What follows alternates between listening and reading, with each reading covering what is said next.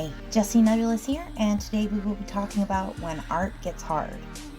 Because sometimes it does. Particularly if you're always working on improving your skills. Which isn't a necessity, mind you. I'm of the mindset that creating simply for the joy of creation, at a level you find comfortable, is perfectly respectable. But if you do strive to improve, it can make art harder sometimes. And sometimes it has nothing to do with art. This piece is the first in quite a while that I genuinely struggled through, but it had more to do with external factors. Health reasons and a loss in my personal life both took a toll on me, and I actually took a 3-day break in the middle of this piece. That's the longest stretch I've gone without drawing in months. The elderly woman I was working as a caretaker for passed away, and while I've lost many clients over the years, and it's just the nature of the job, this person was also a family friend, so it hit a little harder than usual. So I had to take a bit of a breather and stay in bed, not thinking about making content, and pretty much just sleeping a lot. But yesterday I dragged myself out of bed, poured coffee down my gullet, put on some music, and forced myself to keep working. And for the first half of the 2 hours I worked on this, I was not feeling it at all. But I knew if I stopped working, I would just crawl back into bed, and I didn't want that either. So I grit my teeth and endured. The second hour was easier because eventually I settled into a groove of sorts. I started feeling it. Not much, but enough to be reasonably satisfied with the finished result, and very relieved that I had stuck with it. I applied one of my art philosophies to the work at hand, which is, you must divorce the necessity of inspiration from the act of creation. In other words, you need to stop relying on inspiration to carry your work. Inspiration is an amazing thing.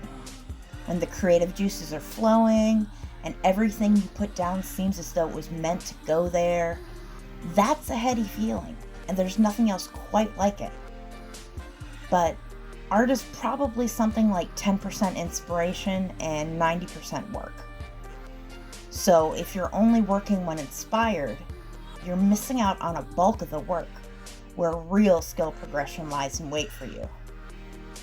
And this isn't just my own personal philosophy either. Talk to any number of professional artists who have to adhere to deadlines, and you'll probably hear something similar.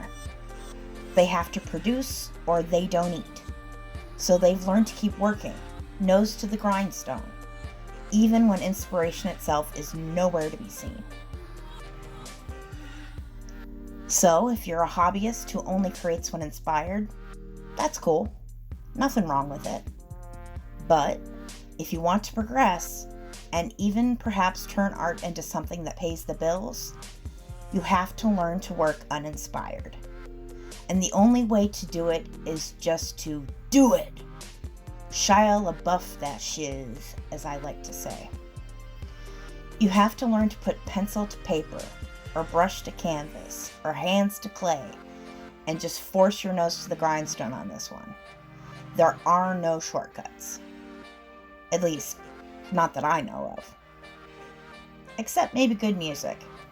Something that gets you pumped, or your creative juices flowing. I keep a playlist that I always put on when working, which is on the channel if you're curious as to what I listen to. So you can check that out if you want.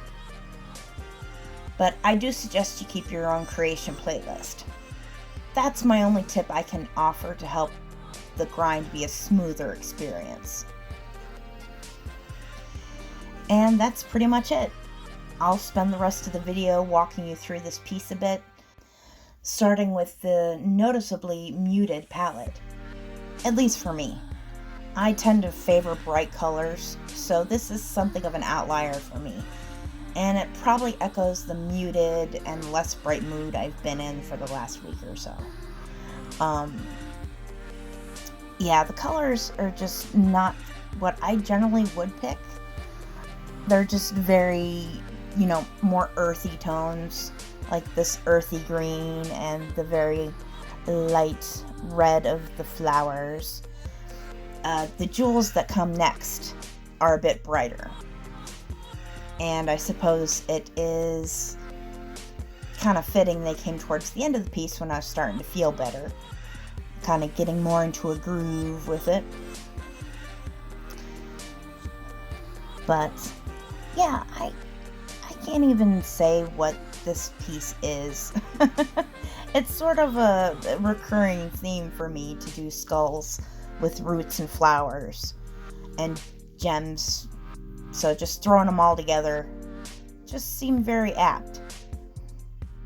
It seemed very reasonable for me to do. And I have a specific way I do these types of gems, which I actually have a tutorial on how to do these if you are interested. Pretty much anytime I use these in a piece, I mention this, but I do have a video I made a couple years ago about how to, the method that I follow for these. They're very simple. They look way more complicated than they are. It's basically just shapes and gradients, and if you can do shapes and gradients, you can make these. So I will put that link in the description, so you can check that out. I will also put a link to my music playlist in the description if you're curious. It's mostly metal and rock because that's what I like. That's my jam. That's what makes me happy. So, and because this piece took me, it was over multiple days, the lighting changed drastically from day to day, and I don't know if you noticed it. I noticed it just watching the video here, that my lighting changed drastically. Because one day was quite sunny, and one day was quite dreary.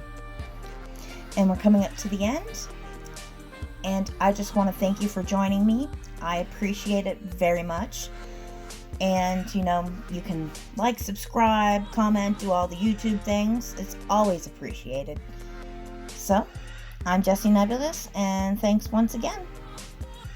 And here is the finished piece. There it is. Thanks again. Bye.